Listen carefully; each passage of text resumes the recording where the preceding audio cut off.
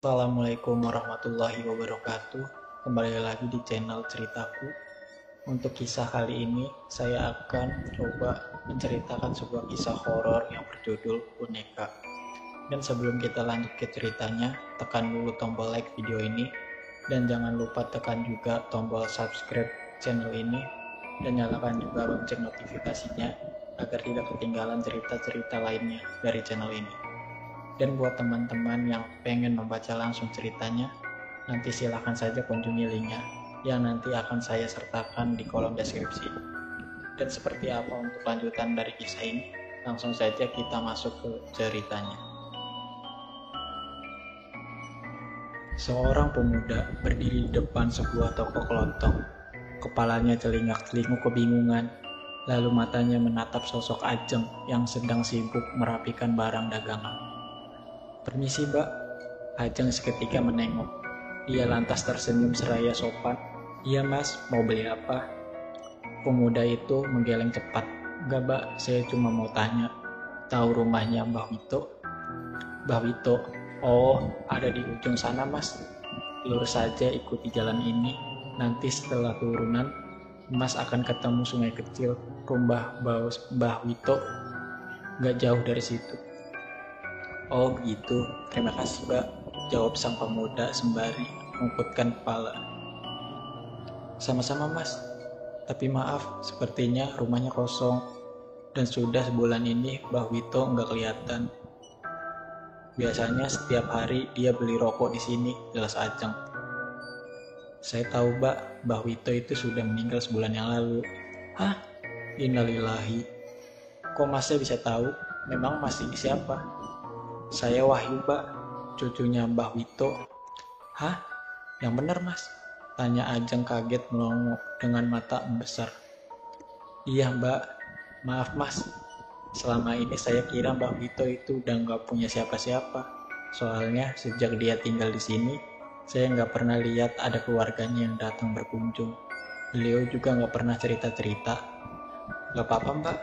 Saya maklum," jawab pemuda itu sambil sundutkan senyum. Lalu nampak Bu Lastri datang menghampiri karena penasaran dengan siapa putrinya berbincang-bincang. "Siapa, Ceng?" tanya Bu Lastri pada putrinya. "Bu, Ibu pasti nggak percaya. Mas Wahyu ini cucunya Mbak Wito." "Eh, cucunya Mbak Wito? Serius?" Bu Lastri tercengang sambil memandangi wajah Wahyu yang sepintas memang mirip. Namun dia lebih tercengang lagi saat mendengar kabar kalau Mbah Wito ternyata sudah meninggal. Innalillahi. "Ayo Mas, mampir dulu. Saya kepingin dengar ceritanya. Tapi ngobrolnya di dalam saja, biar lebih nyaman," pinta Bu Lasri yang langsung diiyakan oleh Wahyu. "Jadi ceritanya gimana Mas? Siapa tadi namanya?" tanya Bu Lasri setelah Wahyu duduk di hadapannya. Ajeng pun ikut duduk dekat ibu, siap mendengarkan. "Nama saya Wahyu, Bu. Jadi Mbah Wito itu sebenarnya punya istri, yaitu nenek saya. Dan mereka punya satu anak laki-laki. Dia bapak saya. Tapi sejak bapak saya masih remaja, Mbah Wito pamit untuk kerja di tempat yang jauh.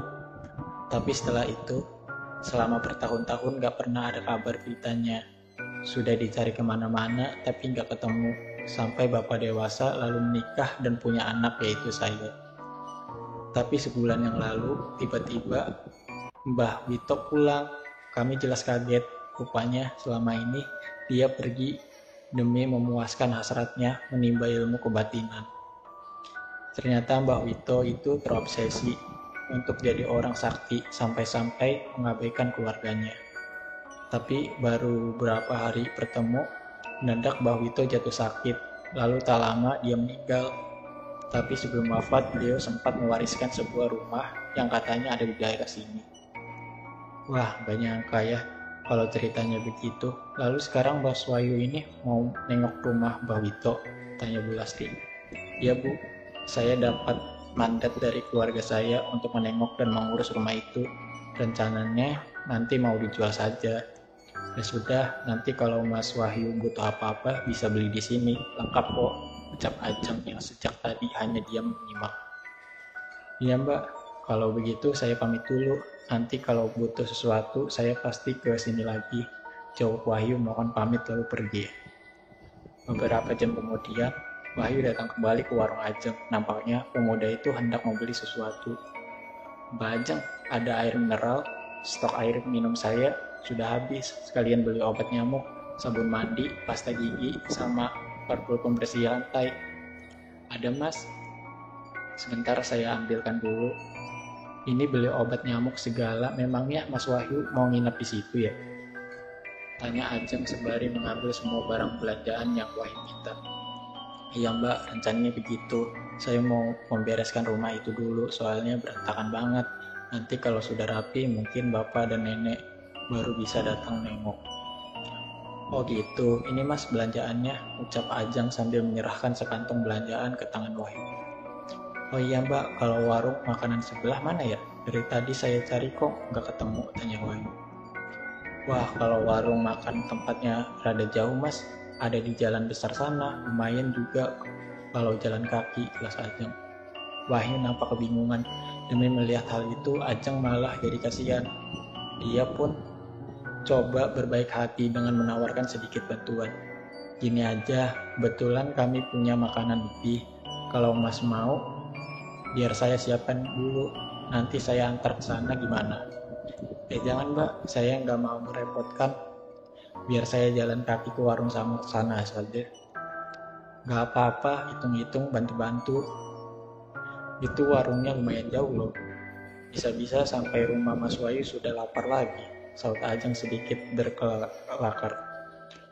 Wahyu cuma bisa nyengir. Ucapan Ajeng membuatnya jadi berpikir ulang. Akhirnya dia setuju lalu menyerahkan sejumlah uang yang langsung cepat-cepat ditolak Ajeng. Gak usah mas, lah uang cuma makan aja kok. Tapi saya jadi gak enak mbak, masa saya makan gratis? Gak apa-apa, saya ikhlas. Ya sudah, Mas Wahyu pulang saja. Nanti kalau sudah siap, makanannya saya antar. Walah, nampak masih sungkan. Akhirnya Wahyu pun setuju lalu pamit pergi. Ajeng langsung memberitahukan hal itu pada ibunya. Ya sudah, itu kan masih ada ikan sama sayur di meja makan. Langsung kamu antar saja ke sana. Kasihan, sudah sore begini dia belum makan. Pasti dia kelaparan, ujar Sulastri. Ajeng pun segera membawa semua makanan itu menuju rumah Bawito. Sesampainya di sana, suasananya begitu sunyi. Tapi Ajeng maklum karena rumah itu ada di tepi sungai. Memang terpisah jauh dari rumah-rumah yang lain. Assalamualaikum, teriak Ajeng di depan pintu rumah.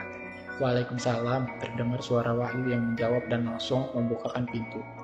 Ajeng tersenyum sambil memperhatikan bungkusan yang ada di tangannya. Mas, ini makanannya. Wah, makasih banyak ya mbak. Saya benar-benar jadi nggak enak, saut Wahyu dengan wajah yang tersipu-sipu. Aduh, jangan panggil mbak dong. Saya jadi merasa tua, panggil Ajeng aja. Kayaknya kita seumuran deh, pinta Ajeng sambil tersenyum, coba cairkan suasana. Iya, kalau gitu jangan panggil saya mas, panggil Wahyu saja, biar impas. Wahyu membalas sambil tertawa lalu mempersilahkan Ajeng masuk. Tanpa menunggu lama, Wahyu segera menyantap makanan yang Ajeng bawa. Sepertinya pemuda itu benar-benar kelaparan. Ajeng membiarkan Wahyu makan sambil matanya jelalatan memperhatikan sekeliling ruangan. Dia memang telah lama mengenal Mbah Wito, namun baru kali ini dia masuk ke dalam rumahnya. Seingatnya, Mbah Wito itu datang beberapa tahun yang lalu setelah dia membeli rumah ini dari Pak Sigih, pemilik lamanya yang pindah ke tempat lain. Entah dari mana Mbah Wito bisa tahu tempat ini, tapi ada pernah cerita kalau Pak Sigih dan Mbah Wito itu adalah kawan lama. Namun sejak tinggal di situ, Mbah Wito jarang sekali keluar rumah. Dia hanya keluar untuk membeli makanan atau rokok di warung Ajeng saja. Lelaki tua itu tak pernah banyak omong, terkesan ala kadarnya saat berbicara. Walau sedikit misterius, namun tingkahnya tidak macam-macam. Ajeng pun yakin kalau Mbah Wito itu orang baik-baik. Tak butuh waktu lama, Wahyu pun menuntaskan makanannya hingga bersedawa. Ajeng cuma bisa nyengir, namun hatinya senang melihat pemuda itu yang kini duduk bersandar kekenyangan. Makasih ya Jeng, makanannya enak banget. Ajeng tersenyum sambil mengangguk. Lalu dia meminta izin pada Wahyu untuk melihat-lihat seisi rumah itu. Wahyu pun tak keberatan. Dengan senang hati pemuda itu mempersilahkan. Ajeng berdiri lalu melangkah sambil matanya terus memperhatikan setiap sudut rumah. Namun ketika akhirnya dia sampai di halaman belakang, dia pun langsung tercengang. Di dalam tanah yang dikelilingi pagar bambu itu nampak berdiri sebuah pohon tua. Namun bukan pohon itu yang membuatnya bagai hilang kata-kata, melainkan benda-benda yang bergelantungan pada dahan-dahan.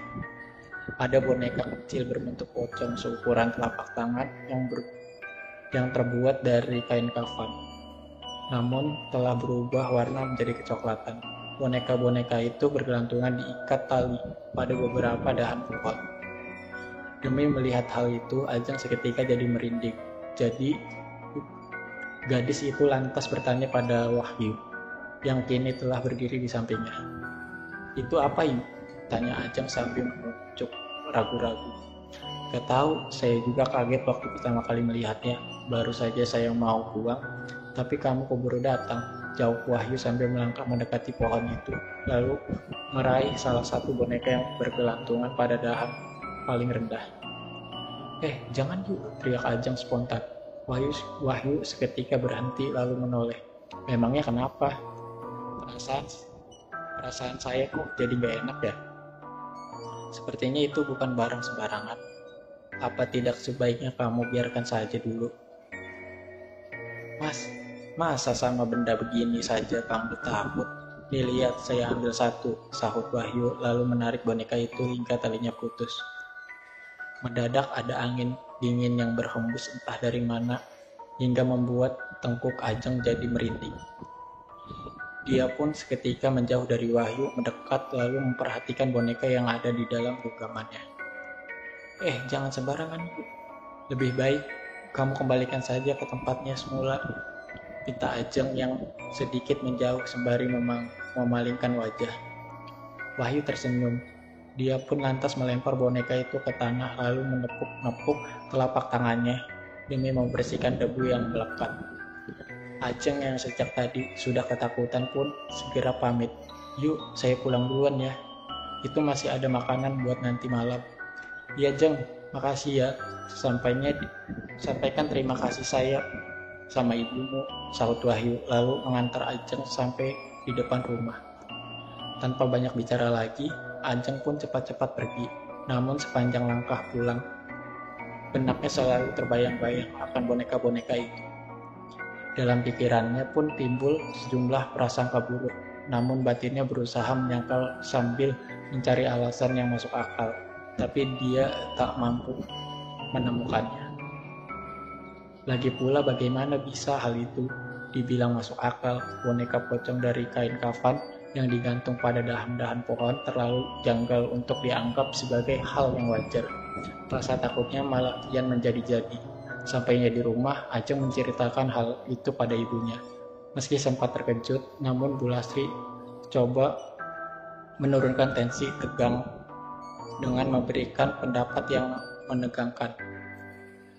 Meski sebenarnya dalam benaknya juga timbul pertanyaan yang sama dengan putrinya. Mungkin saja Wahyu benar, mungkin itu cuma boneka biasa, barangkali mendiang Mbah Wito cuma iseng saja.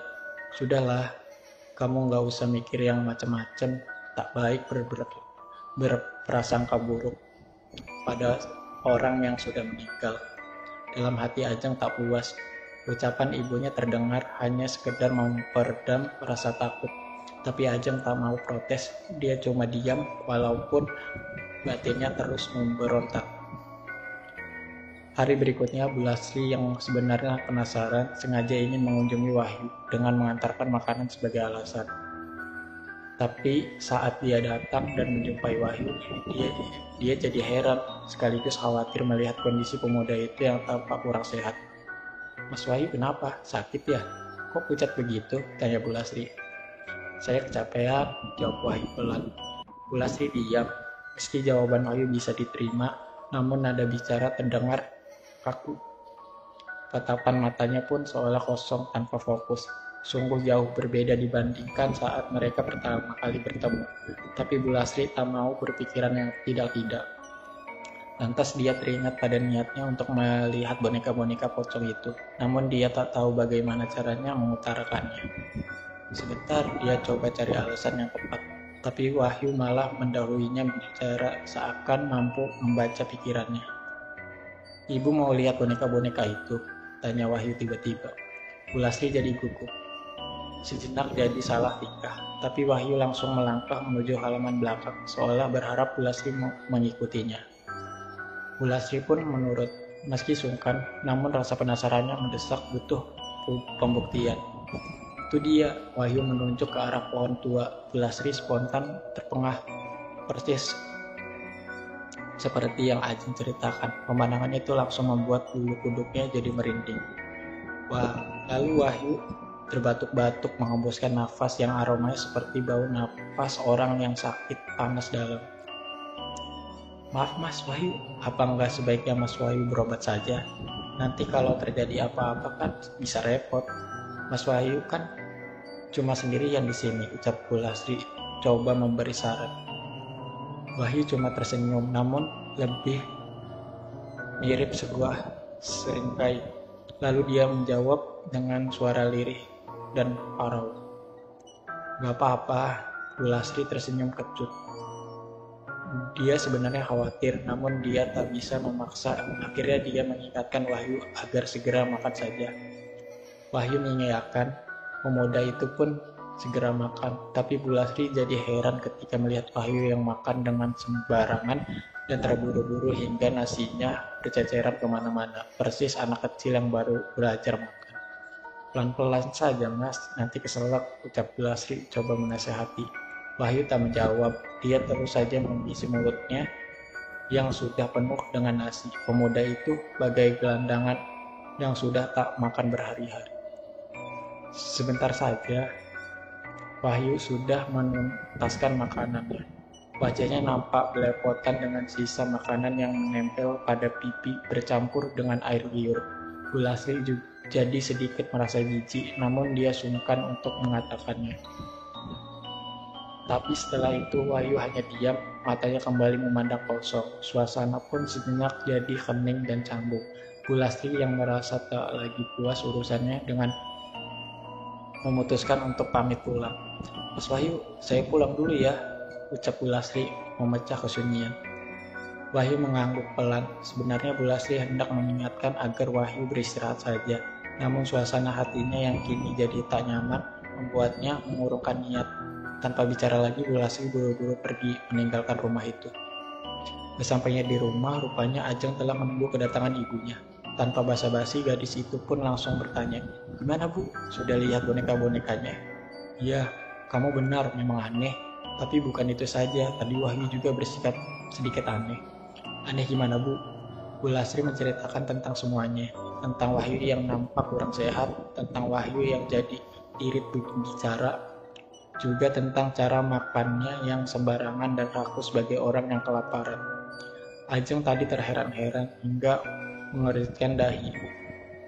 Semua itu membuat firasat buruknya kian meruncing. Tapi Bu Lasri dengan bijaknya coba kembali melontarkan alasan agar semua keanehan itu bisa dimaklumi.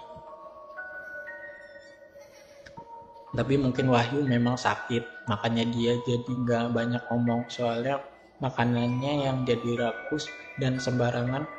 Mungkin dia memang benar-benar lapar, ujar Bu Lasri. Ajeng mengangguk seolah sependapat, padahal dalam hatinya jelas bertentangan. Bagaimana bisa semua itu dianggap wajar? Bukannya orang sakit itu biasanya malah tak doyan makan. Oke teman-teman, sampai di sini dulu ceritanya. Nantikan kelanjutan ceritanya di video berikutnya.